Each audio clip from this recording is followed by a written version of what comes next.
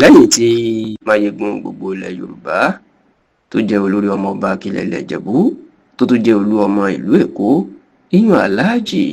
Wasiu Ayinde Ọmọgbọ́láhàn Anífowóṣemáṣá ẹni tí gbogbo ayé mọ̀ sí K1 the Ultimate lẹ́yìn tí bàbá náà tí ó tún jẹ́ gbajúgbajà olórí Fuji tó ti fìfẹ́ hàn láti di Àwùjalẹ̀ ilẹ̀ Ìjẹ̀bú tuntun tó sì kọ lẹ́tà sí àwọn ẹbí ìdílé tó ti wá ìyún ìdílé Fúsẹ́ngbùwà ní Ìjẹ̀bú ipò wù ú láti di Àwùjalẹ̀ níṣẹ́ ni olórí ẹbí Fúsẹ́ngbùwà ìyún olórí ẹbí ìdílé tí Wasiu Ayinde tó ti fẹ́ jọba ìyún Alhaji Abdulateef Adébáyọ̀ Owóyẹmí ló mà ti sọ̀rọ̀ nípa lẹ́tà tí Wasiu Ayinde kọ tó sì tú àṣírí ńlá nípa Wasiu Ayinde àti gbogbo àwọn ọmọ ìdílé Fúsẹ́ngbùwà tí wọ́n fẹ́ díje du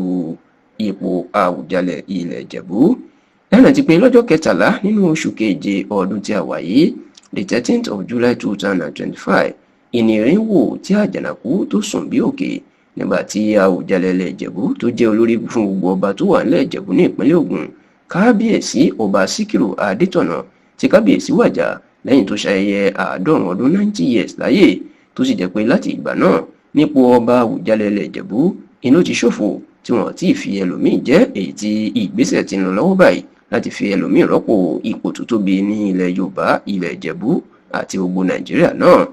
ṣá o lọ́jọ́rú tí í ṣe ọjọ́ Wednesday ọ̀sẹ̀ tí ó kọjá yìí the 3rd of December 2025 lọ́rọ̀ gbọ́nà míì yọ nígbà tí lẹ́tà tí Wasiu Ayinde tó kọ sí olórí ẹbí ìdílé Fúsẹ́ngbùwà àti ipò ọba Àwùjalẹ̀ kan ìyún Alhaji Abdulateef Adébáyọ̀ Owóyẹmí tó kọ lẹ́tà náà lù síta tí Wasiu Ayinde ń fìfẹ́ hàn wípé òun náà fẹ́ di Àwùjalẹ̀ ilẹ̀ Ìjẹ̀bú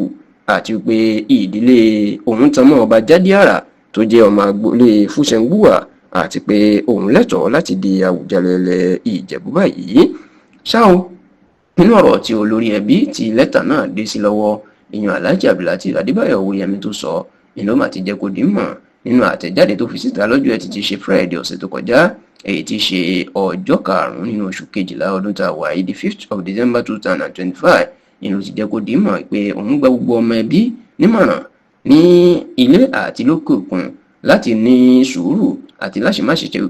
fa wàhálà sílẹ̀ ó ní láàrin wákàtí méjì tóun ti gba lẹ́tà látọ̀dọ̀ Wasiu Ayinde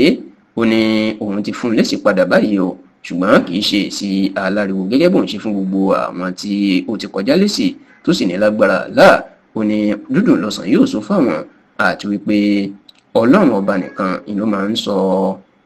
èèyàn di ọba àti pé láàrin ọ̀sẹ̀ péréte gbogbo ẹ̀ yóò níyànjú báyìí. Èdè òyìnbó inú fi kọ àtẹ̀jíṣẹ́ tó tẹ Yorùbá tó tọ́nà lọ́wọ́ ó sì lọ báyìí pé I urge all our family members home and abroad to remain calm and confident. I have, within 2 hours of receiving the said letter addressed to me and 6 others by the Olórí Ọmọọba Akilẹ̀ Ìjẹ̀bú, sent him an appropriate response, just like I had quietly done to similar declarations of interest in the recent past. Inshallah, we shall all have cause to rejoice and thank the Almighty God, who alone makes anyone king within a matter of weeks. I am convinced, God willing, that we are all very close to a very peaceful and joyous conclusion of the sacred and historic process.